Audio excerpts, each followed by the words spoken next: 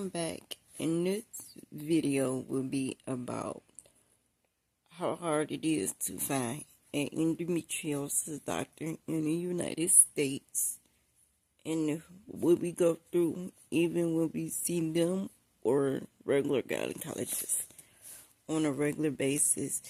It's hard for us to be taken serious, because for one, there's not enough research done on endometriosis. They've only been diagnosing people with endometriosis for about 15 to 20 years. So that's still fairly new. There's not anywhere near enough endometriosis doctors or specialists. That means doctors that have went to school and know how to specifically treat endometriosis. In the United States, there is only 100 endometriosis specialists. Now, think of that. There's 50 states.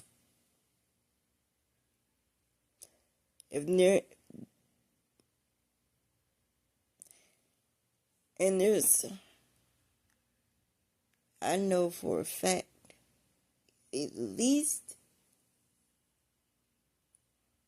3 or 4 of them in Michigan. So, how does that math add up?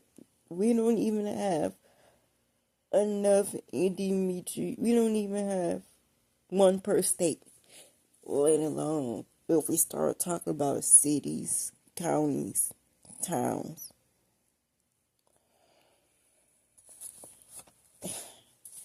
There is about 6.5 million people with endometriosis. And I say people because there is a handful of men who have endometriosis, and it's usually either passed on to them hereditarily or they had prostate cancer and had to take estrogen. When we get to an OBGYN, most of them don't know how to treat or even heard of endometriosis. I can't tell you how many times I've been to a gynecologist and they didn't know what endometriosis is at all. Never heard of it. I had to tell them what it is, what it does to me, what I've been through.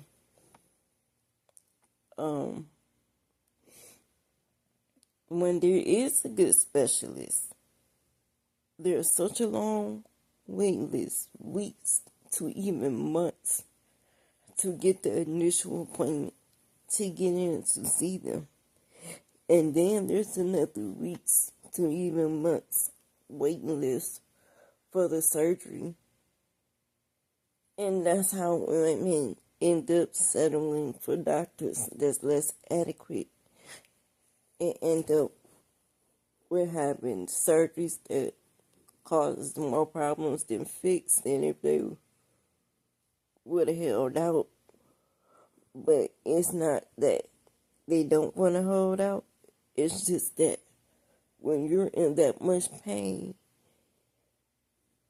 you really feel that you have so much hope. When I tell you, women with endometriosis live with the biggest hope of any people you'll probably see. When we live with so much hope that if we lay on this table, we would get up and these symptoms would go away. We'll have no more pain. Maybe, if no more pain, maybe just enough relief to where we can live a somewhat regular life. And even though for many women, they have surgery and they're cured. There's still countless of women who have surgery after surgery after surgery who's not. And those the ones who aren't talked about. And those the ones I'm here on this channel to speak for, to give them a voice, because they may not be able to speak for themselves or scared to, as I was for so many years. When we go in, we have to advocate for ourselves or have somebody to advocate for us. This is what they need. This is what they have to have. This is what they've been through.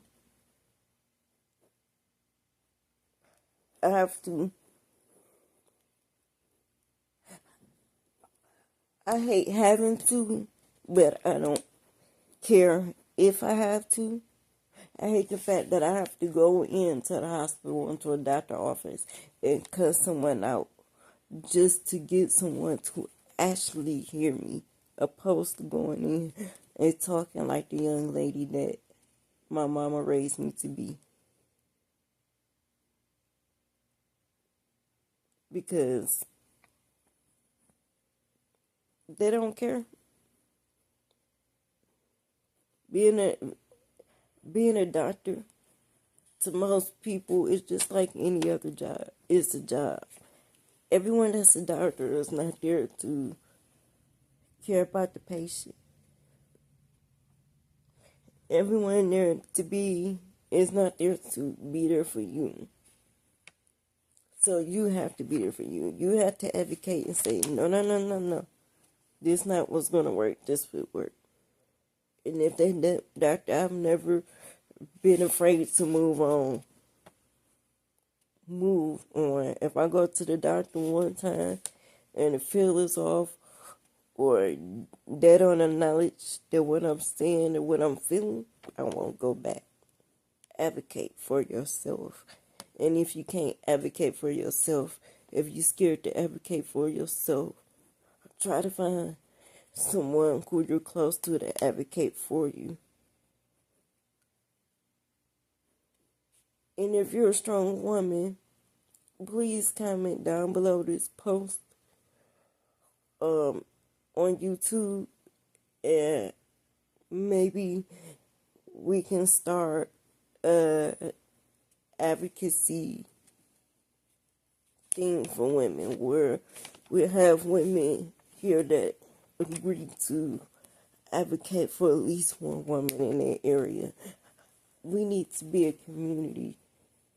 We need to help each other, because in the United States, there is no help. There is no listening. We don't have nothing. We just have each other in these endometriosis groups. The endometriosis groups is where I've learned the most and had the most support outside of my ex-husband and my family. It's a lot to deal with.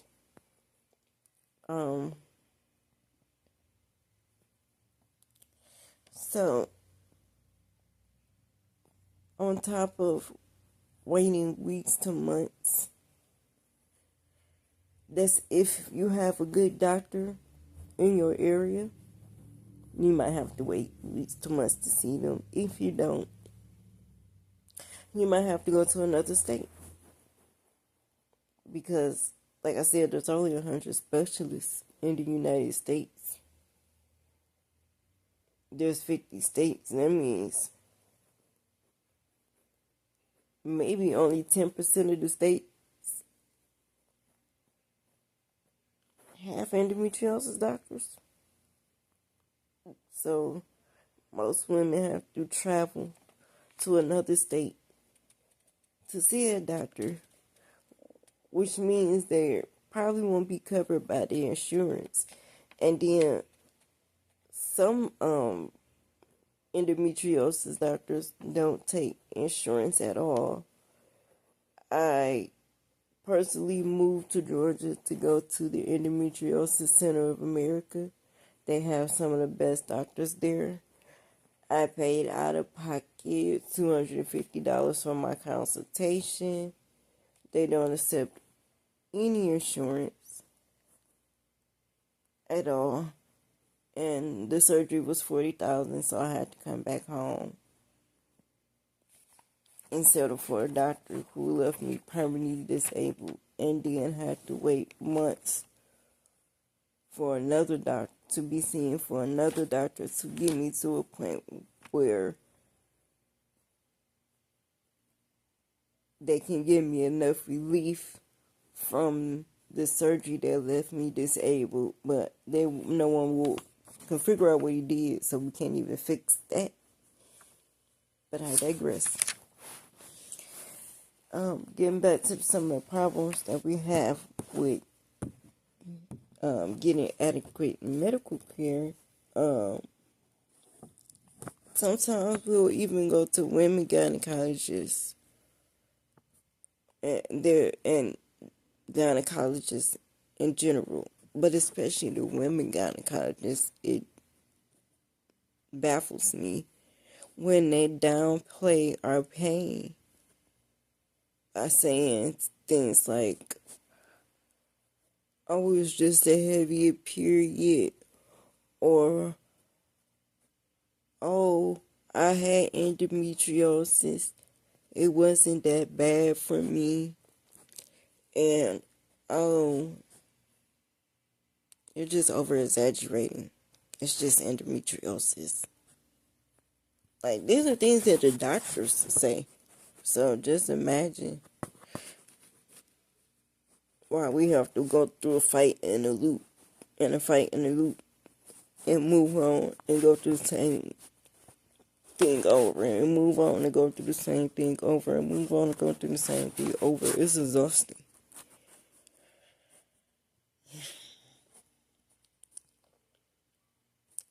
I mean, it's just so many things we have to go through with these doctors once you even find them. And a lot of times you can't. So you go to the ER, and you're going to the ER, and you're constantly going to the ER. Now they're labeling you as a drug addict because half of the doctors in the ER are internal medicine doctors and don't know what endometriosis is and don't understand it. So they're just looking at you as a person that had a drug habit. And until you have substantial surgical history, everything you say is really just tossed to the side. And what I mean by that is, for the first, I say up until I had my 5th pelvic surgery,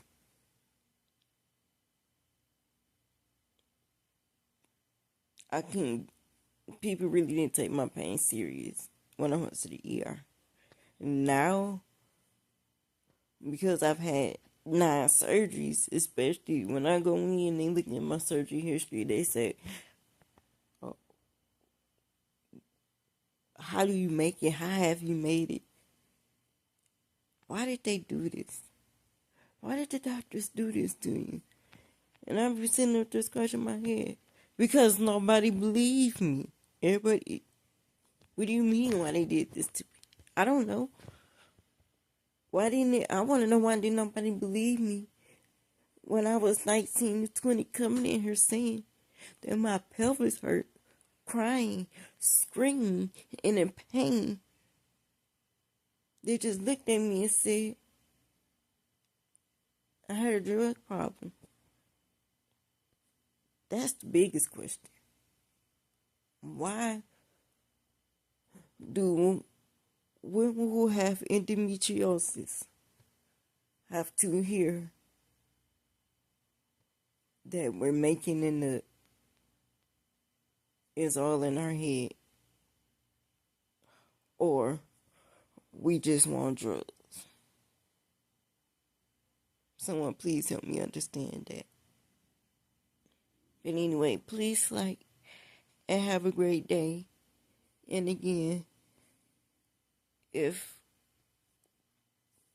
y'all feel like at any point in time coming up with some type of advocacy system for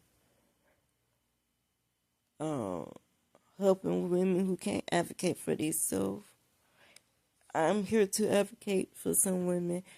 I have a lot of time on my hands. Like I said, I'm disabled, so I don't work. And I'm willing to help women or talk. Message me. I'm here. Have a great day.